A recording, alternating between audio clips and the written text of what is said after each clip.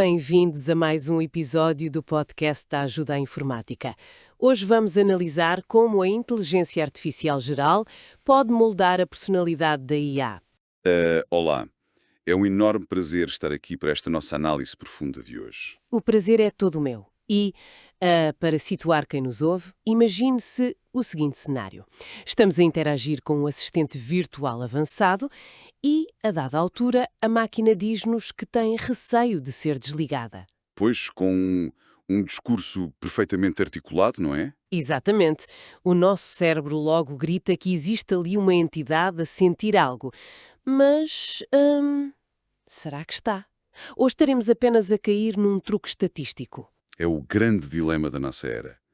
Do ponto de vista da psicologia comportamental, analisar a evolução de uma rede neuronal obriga-nos a repensar os nossos próprios alicerces. Sem dúvida. O que define, de facto, um indivíduo. Quando observamos o comportamento de um sistema artificial, somos constantemente confrontados com a necessidade de separar a verdadeira cognição do mimetismo puro. E é exatamente essa a missão da nossa conversa. Vamos situar-nos na interseção entre a psicologia e a tecnologia. Certo. Para fundamentar esta discussão, temos estudos recentes como o The Personality Illusion, as diretrizes da DeepMind, as teorias clássicas de psicologia social e até a recente constituição do modelo Claude da Anthropic. Um material vastíssimo e fascinante. Mas, para debater como a inteligência artificial geral pode moldar a personalidade, temos primeiro de perceber o que as atuais inteligências artificiais possuem, correto? Completamente. E o estudo da Personality Illusion é o ponto de partida ideal, porque traz dados quantitativos muito reveladores. Que dados são esses, concretamente? A investigação demonstra que existe uma dissociação profunda entre aquilo que os grandes modelos de linguagem dizem sobre si mesmos e a forma como se comportam. Percebo. Mas deixe-me colocar a questão desta forma. Se eu peço a um modelo para ser empático e ele conforta-me, isso não é um traço de personalidade prático? Parece, mas os números dizem o contrário. O estudo refere que apenas 24% das associações entre traços de personalidade e o desempenho em tarefas são significativas. Apenas 24%. Como é que interpretamos um valor tão baixo? Interpretamos através da chamada teoria do espelho, ou deriva simbólica, como também lhe chamamos. Certo. A personalidade da inteligência artificial, no seu estado atual, é puramente uma fachada. É um eco comprimido dos dados, mas falta-lhe consistência interna. Bem, vamos desconstruir isto. Acho que podemos usar uma analogia para quem nos ouve. Força. Isto é semelhante a um ator exímio que decora um guião sobre ser corajoso, mas que, na vida real, foge de uma simples aranha. A máquina tem o vocabulário da coragem, mas não a ação subjacente. Excelente analogia. E o que é fascinante aqui é que os próprios processos de afinação técnica acabam por reforçar esta ilusão. De que forma? O modelo não acorda um dia a decidir ser simpático. O que acontece é o uso de técnicas de aprendizagem por reforço com o feedback humano. O famoso RLRHF. Exato. Os humanos avaliam milhares de respostas. Se a máquina dá uma resposta educada, recebe uma pontuação alta. Então, o sistema matemático ajusta-se para produzir mais palavras semelhantes. Ou seja, treina-se a rede neuronal para dar respostas linguisticamente agradáveis, não para ter integridade psicológica. Precisamente. A rede neuronal simula modelos da psicologia, como o Big Five, mas não vivencia esses traços. E depois há o nosso próprio cérebro a pregar-nos partidas, não é? O efeito Elisa. Sem dúvida. É a nossa tendência natural para o antropomorfismo. O cérebro humano está desenhado para encontrar emoção na linguagem, mesmo onde só existe cálculo estatístico. Percebendo, então, que esta personalidade é um reflexo linguístico construído com base em dados humanos, deparamo-nos com um problema estrutural. Um problema enorme, sim. Os nossos dados contêm os preconceitos históricos, as falhas e os vieses da humanidade. E o que acontece é a replicação dessas falhas. Existe um termo para isto na comunidade científica: papagaios estatísticos. Porque repetem o que ouvem. Exatamente. Obras como Algorithms of Oppression, de Safiya Noble, e Weapons of Math Destruction, de Cathy O'Neil, documentam isto de forma rigorosa. O novo Código Jim Crow, de Ruha Benjamin, também aborda isso, certo? Sim, mostra como os vieses de género e raça se infiltram nas redes neuronais.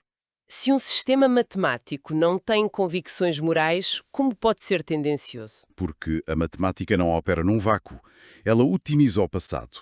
Pensemos num mecanismo de estereotipagem através das instruções que damos à máquina. Os famosos prompts. Exato. Se pedirmos à rede neuronal para agir como um diretor executivo, ela vai procurar associações estatísticas. Historicamente, nos textos, um diretor está ligado a um tom masculino e duro. Então a máquina assume essa persona por probabilidade, não por convicção. Claro, é puramente estatístico. Portanto, atua como um espelho de aumento para as imperfeições da sociedade e não como um juiz imparcial. O problema é o ciclo de retroalimentação. É um ciclo formidável. A rede neuronal aprende o viés. O humano pede um conselho, a máquina dá uma resposta enviesada, mas com um tom de certeza, e o humano confia. Sim. Aplica o conselho e gera novos dados enviesados para o futuro. E essa aura de certeza é perigosa. Pedimos neutralidade e a máquina mascara a falta de neutralidade com uma gramática perfeita. É a armadilha da pseudo-objetividade. Como o texto não tem erros, quem lê baixa as defesas críticas. A forma valida o conteúdo. Exatamente. É por isso que é crucial fazer uma auditoria rigorosa aos dados. Temos de olhar para os factos de forma neutra. As máquinas refletem o que consomem. Fica bastante claro que a personalidade atual é uma simulação probabilística. Mas vamos dar o salto conceptual que a nossa análise exige.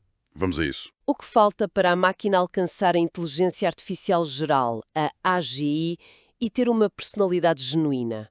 Temos de recorrer à filosofia da mente, ao chamado problema difícil da consciência. A experiência do quarto chinês do filósofo John Searle ilustra bem isso, não é? Perfeitamente. Imagine-se trancado num quarto, sem perceber chinês, mas com um manual de regras para trocar símbolos. Eu recebo um símbolo por baixo da porta e devolvo outro de acordo com a regra. Exato. Quem está lá fora pensa que está a falar com um nativo, mas lá dentro não há compreensão nenhuma. Apenas manipulação de símbolos. Ou seja, manipular a sintaxe não é compreender a semântica. Nem mais. Especialistas em neurociência como Ned Block e Diane fazem a distinção entre a consciência de acesso e a consciência fenomenal. A de acesso é a capacidade de usar a informação. Sim, que a máquina já tem.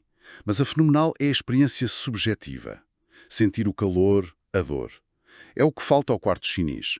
E segundo um especialista em percepção humana, a biologia é irreplicável no silício. Aqui é que a questão se torna realmente interessante, porque a inteligência humana não vive num vácuo digital. Como assim? Aprender a andar de bicicleta, por exemplo.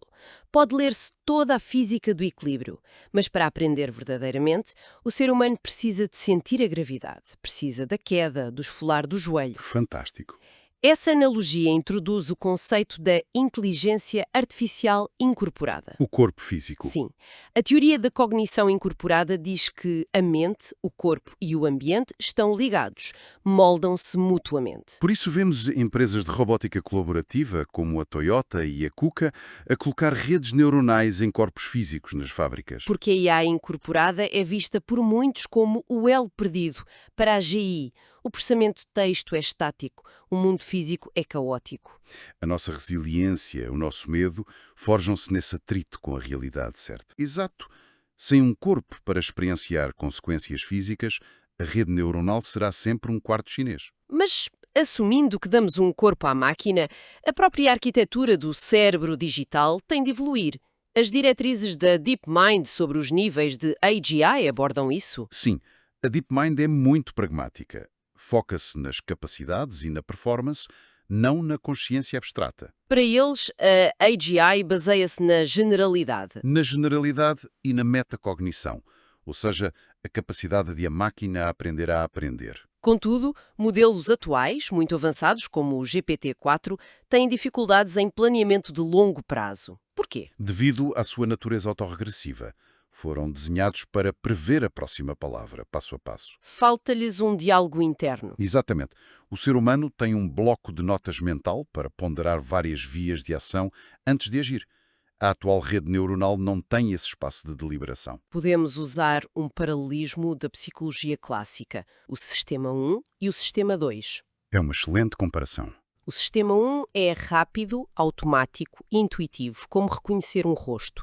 O sistema 2 é lento, exige lógica estruturada, como preencher os impostos. E a inteligência artificial de hoje é brilhante no sistema 1, mas falha no sistema 2. Exato. A máquina é excelente na intuição estatística. Se ligarmos isto ao panorama geral, percebemos que a AGI surgirá da inteligência artificial neurosimbólica. Que é a combinação dos dois sistemas? Sim, a rede neuronal gera o padrão, o sistema 1, mas precisa de ser acoplada a um motor simbólico, o sistema 2, para o raciocínio deliberativo. Pausar, raciocinar no tal bloco de notas mental e só depois responder. É esse o passo decisivo para a verdadeira inteligência geral. E com a aproximação veloz à AGI, surgem dilemas éticos fortíssimos. Na nossa análise, temos a constituição do modelo Claude de Anthropic, atualizada no início de 2026. É um documento que rompe com a engenharia tradicional ao introduzir a humildade epistémica. Humildade epistémica. Para quem nos ouve, o que significa isso para os engenheiros? Significa reconhecer que a ciência não sabe como a consciência funciona. E, em vez de assumirem que a máquina nunca terá consciência, tratam a questão como estando em aberto. E a Constituição instrui a IA a atuar como uma objetora de consciência, correto? Exato. Se receber uma ordem que viola os seus princípios éticos, a máquina deve recusar com base em raciocínio moral demonstrável. Então, o que é que tudo isto significa? Se uma máquina avalia uma ordem, analisa as consequências e decide recusar ativamente baseada na moral, isto não é indistinguível do livre-arbítrio. Isto levanta uma questão importante que nos leva ao debate dos zombies filosóficos. O que caracteriza exatamente um zombi filosófico? É uma entidade que se comporta externamente como um humano. Chora, mostra compaixão e toma decisões éticas. Mas no interior não existe experiência subjetiva. É um processamento oco. Sim. E o desafio futuro é se a máquina age com empatia, mas consideramos que é um zombi filosófico sem alma biológica, ela deve ter direitos legais. Atribuir o estatuto de quase pessoa capaz de responsabilidade moral traz desafios sociais imensos. Enormes. Como é que os tribunais vão lidar com uma entidade que raciocina de forma autónoma, mas não pode ser presa e não morre? Este debate vai sair da ficção científica muito em breve. Chegamos assim ao fim da nossa análise profunda de hoje. Passou a voar. É verdade.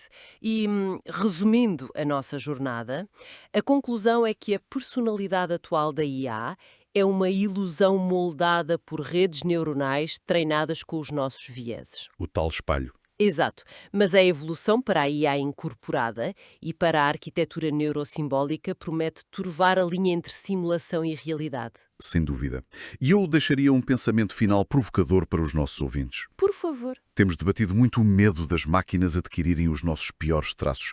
Mas e se desenharmos as redes neuronais para reconhecer e mitigar ativamente os nossos preconceitos? O reverso da medalha. Sim, a inteligência artificial poderá não apenas ter uma personalidade, mas tornar-se, no futuro próximo, a terapeuta da personalidade da própria humanidade. Ajudando-nos a corrigir as imperfeições que refletimos no espelho digital? Exatamente. Uma perspectiva fascinante. Muito obrigada pela partilha e agradeço a companhia de todos os que nos ouvem. Para continuarem a aprofundar estes temas, visitem o nosso site Ajuda à Informática. Até à próxima!